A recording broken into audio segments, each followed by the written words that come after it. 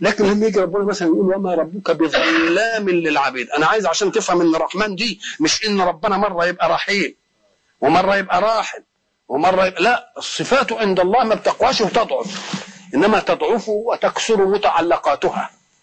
المتعلقات هي اللي ايه؟ رحمن لانه بيرحم المؤمن والكافر في الدنيا، يبقى رقعة الرحمة واسعة ولا لا؟ وبيرحم رحيم بس في الآخر مثلا لأنه بيرحم المؤمنين. إذا المسألة في المبالغة والصفة بتأتي مش في صاحب الحدث، في الواقع عليه الحدث. في الواقع مش ربنا بتجي الصفات مرة تبقى قليلة ومرة تبقى كثيرة، لا، ربنا ما بيتغيرش، إن الله لا يتغير من أجلنا، ولكن يجب أن نتغير نحن من أجل الله. احنا اللي نتغير من اجله، انما هو ما يتغيرش ابدا. والا لو كان بيتغير كان بمجرد عبده ما يعصاه مع النعم اللي عاملها عليه ديا كان يخسف بالارض. انما هو لذلك هو قال انا مسمي نفسي حليم. الله حليم ما بتغيرش، ومسمي نفسي زي ما بقول للاخوان ستار، يعصاه العاصي ولكنه يحب من يستر عليه. مسألة ما يمكنش تيجي من متغير أبدا، يتغير على خلقه لا ما يتغيرش على خلقه. إذا فلما بيجي ربنا يقول ما ربك بظلام للعبيد، هنا الناس اللي يدخلوا يعني في نقاش فلسفي يقول لك ما ربك بظلام، حين تنفي صفة المبالغة عن واحد تبقى ما نفتش عنه الصفة الأصلية. لما تيجي تقول فلان ليس بأكول، هل نفيت عنه انه آكل؟ يبقى أثبت له انه ايه؟ لا، آكل. نفيت المبالغة يبقى فلان ليس بعلامة، يبقى عالم. طب ما ربك بظلام، يبقى ما فيش مانع يبقى ظالم بس. ها؟ ما هي معناها كده، بينفي الصفة المبالغة، مش كده ولا لا؟ زي ما قلنا فلان ليس بأكول يبقى يمنع انه آكل. طيب ما ربك ليس بظلام ما يمنعش انه ظالم، يبقى هو ظالم ما بيبالغش في الظلم بس. نقول له لا، انت خدت على ان الصفة في الله تتغير علوا وضعفا، والصفة في الله لا تتغير علوا وضعفا، لان كماله غير متغير. امال ايه الحكاية؟ ام قال لك هو قال له ما ربك بظلام للعبد ولا للعبيد؟ يبقى لما يكون عنده طاقة يظلم ده ويظلم ده ويظلم ده ويظلم ده، يبقى تكرر الحدث ولا لا؟ تكرر، يبقى ظلام لأن الحدث ايه؟ كتير ظلم ده. لما يكون عايز يظلم العبيد ده تبقى ظلام ولا مش ظلام؟ طب وإذا كان الظلم يتناسب مع القدرة، ما انت ما تظلمش إلا اللي انت تقدر عليه، يبقى ربنا إن أباح لنفسه مش هيبقى ظالم بس عشان قدرته واسعة قوي. ده ان كان هيدخل في الحكايه دي ما يبقاش ظالم، ده يبقى ايه؟ ده يبقى ظلام، لان الظلم متناسب مع قدره الظالم وقدرته لا حد لها. مفهوم؟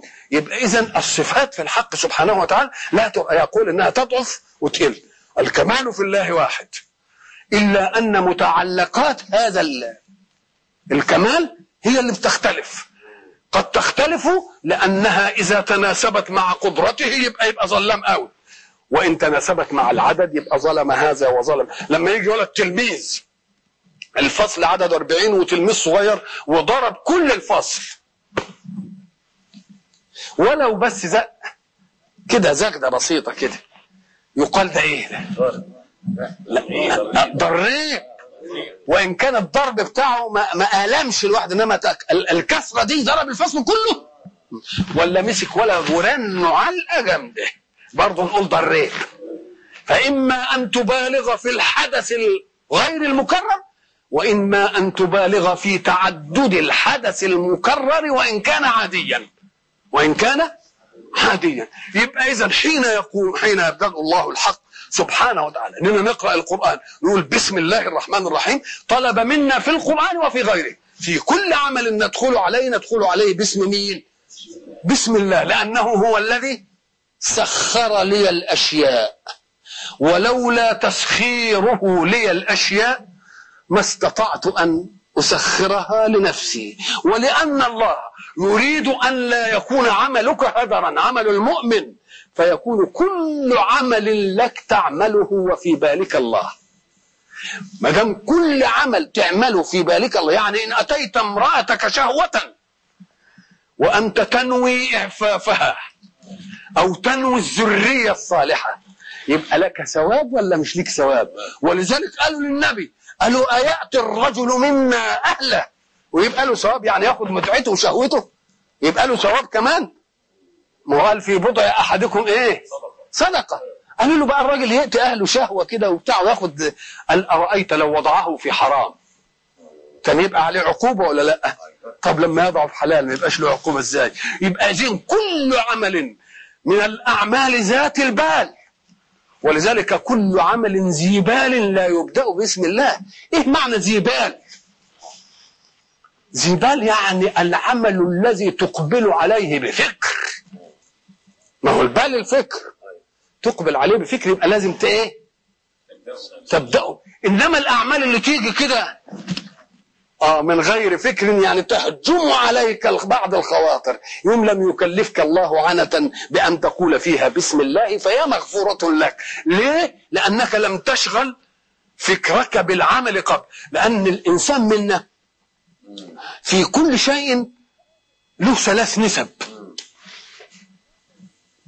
النسبة الأولى نسبة ذهنية، يعني أنا عطشت، النسبة الذهنية اللي جت عندي إنني أريد كوب ماء، تبقى وجدت النسبة هي الذهنية. أقوم أتكلم أقول أعطيني كوب ماء، دي نسبة إيه؟ كلامية. لما يجيني كوب الماء يبقى دي اسمها نسبة إيه؟ خارجية. يبقى كم نسبة عند الإنسان؟ 3 نسب: نسبة ذهنية، نسبة إيه؟ كلامية، نسبة خارجية. النسبة الخارجية دي نشأت عن النسبتين ولا النسبة الخارجية ملهاش علاقة بالنسبتين؟ إن كان أمر يبقى نشأت عن النسبتين. طب وإن قلت زيد مجتهد، زيد مجتهد قبل ما أقولها جت في بالي ولا لأ؟ وبعدين قلتها، قولت دي ليه؟ سبب في اجتهاد زيد ولا زيد مجتهد قلت أو لم أقل؟ يبقى النسبة الكلامية والذهنية ما هيش سبب في النسبة الخارجية في الخبر، إنما هي سبب في الإنشاء، سبب. فكل أمر يحدث منك بنسبة خارجية أو نسبة كلامية ولم يخطر نسبة ذهنية يبقى أمر غير ذي بال، غير ذي بال. افرض مثلا ان انا قاعد كده واللمبه دي كده قلت يا انفعلت يا ستار ما قلتش بسم الله ابتعد عن مكان الخطر، لان دي ما جالتش شيء في النسبه الذهنيه. يبقى اذا كل امر ذي بال يعني يمر بنسبه ذهنيه اولا. ما دام يمر بنسبه ذهنيه اولا يبقى ده ذي بال. لما يجي ذي البال ده يقوم ربنا بيقول لك ربي الفائدة منه، خذ فائدته تسخيرا وخذ فائدته أجرا.